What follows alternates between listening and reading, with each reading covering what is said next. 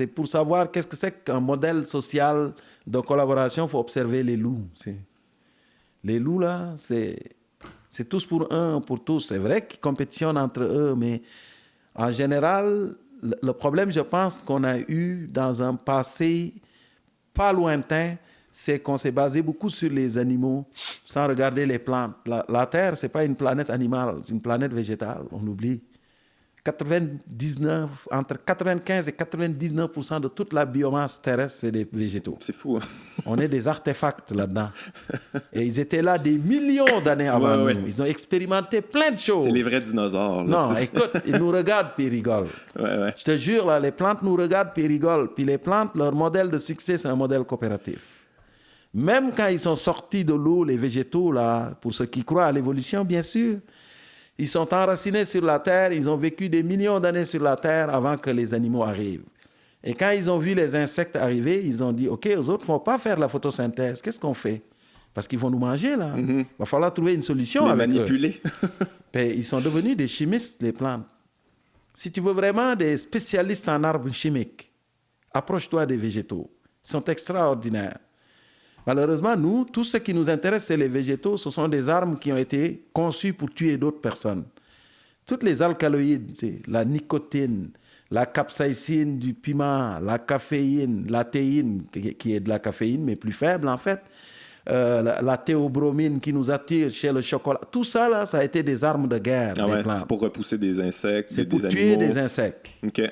Et nous, on est devenus dépendants de ça. Mais on oublie une chose, c'est que les plantes, leur travail, c'est vrai qu'ils sont capables de se défendre, mais leur modèle est coopératif. Ils ont compris qu'il fallait engager les insectes, les plantes à fleurs, travailler en collaboration avec eux. Si on veut avoir chacun sa place, peut-être faudrait les remercier, les rémunérer. J'avais lu un truc récemment, puis peut-être que je me trompe, là, mais je pense que c'est les acacias qui communiquent entre eux autres, les arbres qui communiquent entre eux autres, qui envoient des informations, ils envoient des gaz, comme OK, il y a des chevreuils qui viennent manger nos écorces, rend ça poison, parce que c'est fou ça. Ils tuent les animaux. Les plantes synthétisent des armes et tirent. C'est incroyable, hein? Tu sais, les acacias, l'étude dont tu parles a été menée en Afrique du Sud. OK. Quelqu'un avait un enclos où il élevait des koudous. Le koudou, c'est un antilope africain. OK, c'est ça. Puis, dans l'intérieur de l'enclos, il y avait des acacias. Puis, les koudous aiment les acacias, mais il s'est rendu compte que les koudous, ils mangeaient les acacias, mais ils étaient des malades de plus en plus. Puis, à un moment donné, il y en a qui sont morts. Puis, il a dit, voyons, qu'est-ce qui arrive? Puis, à un moment donné, ils ouvrent le ventre des koudous. Ils se rendent compte qu'ils n'ont pas digéré les feuilles d'acacia qu'ils ont mangées. Puis, en fouillant plus loin au niveau biochimique, on se rend compte que les feuilles d'acacia étaient bourrées de tanins toxiques. Puis en explorant plus loin, il se rend compte que quand les koudous broutaient les acacias produisaient de l'éthylène pour avertir les voisins. En disant, préparez-vous, ils s'en viennent. Et les autres synthétisaient des armes chimiques et tiraient les antilopes. Mais ça, c'est juste un exemple parmi tant d'autres. Oui, il y en a une quantité industrielle des exemples comme ça. Parce que c'est une forme d'intelligence, c'est une forme de communication aussi.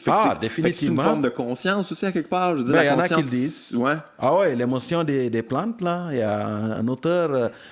italien qui s'appelle Stefano Mancuso qui travaille là-dessus et sur l'intelligence des plantes, si ça t'intéresse, mais tu vas découvrir des choses. Mais quand on regarde, si je reviens un peu au modèle coopératif, la collaboration, c'est que les plantes ont des racines. Ils ont engagé les insectes pour travailler avec eux et c'est extraordinaire parce qu'ils les récompensent à la hauteur du travail qu'ils font, les insectes. Tu viens, mon gars, là, tu vas polliniser, mais tu vas être récompensé. C'est une PME. Tu vas être récompensé. Je parle des plantes à fleurs, pas toutes, parce qu'il y en a qui trichent.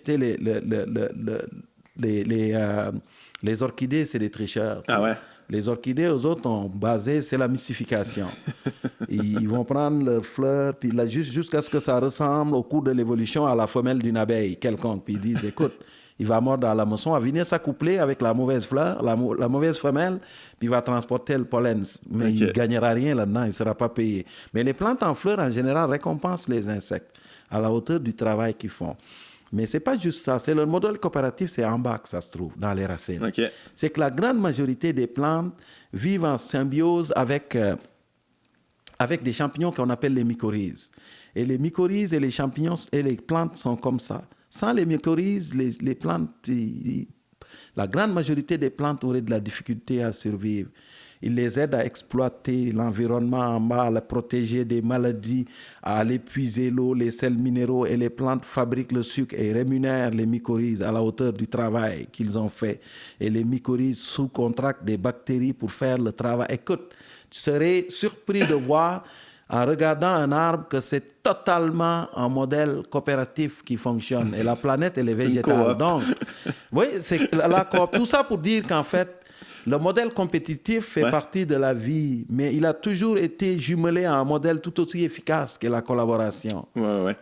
Tout ce qui reste en ce moment collabore comme ça, là, je veux dire, ce qui est normal, parce que sinon ça fonctionnerait. Ça serait le chaos, là, où il y aurait juste une sorte d'arbre, il y aurait une sorte d'animal. Ben oui, puis moi je pense que là où on a manqué peut-être le chemin, c'est qu'on a été focalisé beaucoup trop sur la compétition. Ouais. Et le capitalisme est venu nous dire l'homme est un loup pour l'homme. Et les loups, ils disent bullshit.